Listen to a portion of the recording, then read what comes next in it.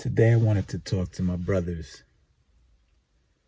There's a saying that goes, there's a difference between a deadly enemy and a flawed friend.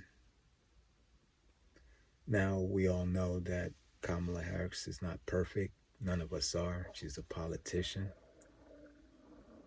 But she has a lot of the nation's interests at heart. For one, maintaining a democracy. Trump does not. He doesn't believe in democracy. He doesn't believe in voting.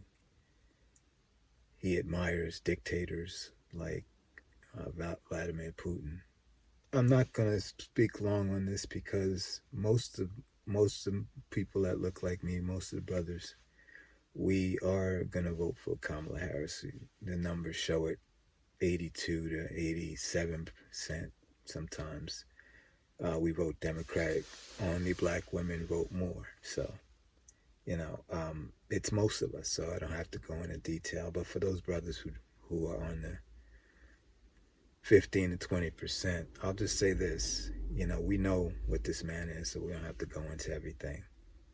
But I'll just say that there's a few tells that he has that point directly at us. One is that he wants to have qualified immunity for police officers. Now, what that basically means is that they have carte blanche to do anything and that there's no repercussions. So forget having body cams because they don't mean anything. They can commit all types of atrocities and just say it was in the line of duty and they get to walk scot-free. Now, we know who that predominantly is going to impact. We know that. No matter what side of the ledger you're on, whether you're for Trump or for Kamala, or even if you're not voting, you know who that's going to affect primarily.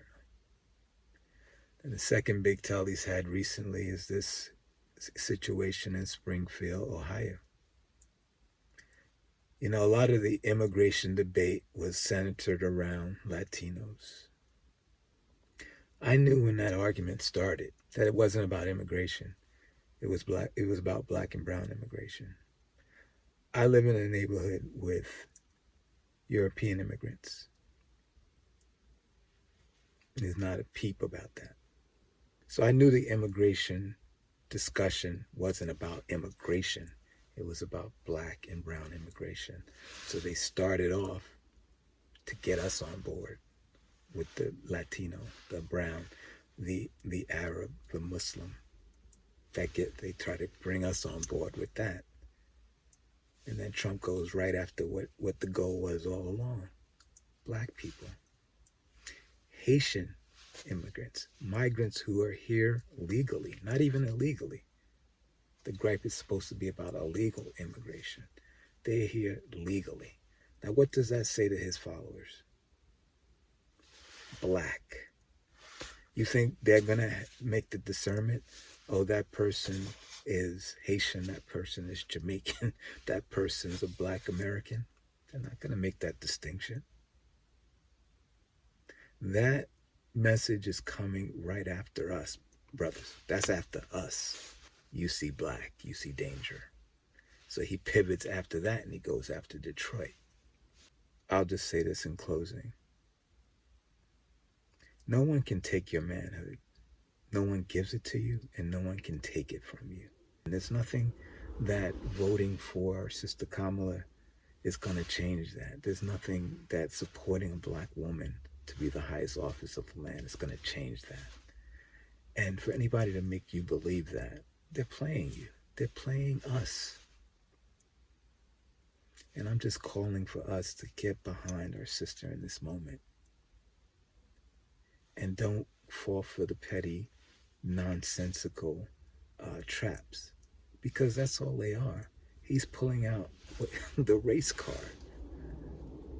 A white man from Queens, New York, who's been a racist pretty much all his life. And he's going to tell you who's black and who's not. A lot of brothers sometimes tell me, they don't think voting matters. If that's the case, January 6th, that is is proof enough that it matters. If it didn't matter, they wouldn't be climbing the walls of the Capitol trying to overturn the election. That it happened because we showed up, and we didn't even show up in huge numbers. I mean, they were huge compared to what has been in the past, but we're talking 50, maybe 60%. What if we showed up at 80 or 90%? That would be a seismic shift in the election, and they know that. That's why they're trying to get us off course with these silly things. We don't know her. What's her policies? He has no policies. His policies were us was you have nothing to lose. Your neighborhoods are crap. Your schools are crap. Why not vote for me? That was his pitch to us as black people. So, brothers, I'm just saying, see the game that's being played. Don't fall for it. You know, it's not just our lives. It's the lives of children. It's the lives of grandchildren. You know, decades and centuries down the road, you know, we're on a path, totally imperfect, but we're on a path to get toward equanimity in this country. The founding principles, which were never adhered to, but we're on the path to getting into that direction, and that's what's scaring so many people. But this train is going forward, and we all need to be on it. So that's when I'm just, you know, imploring my brothers to, you know, take time, think about it. Think about what I said in the beginning, the difference between a flawed friend and a deadly enemy.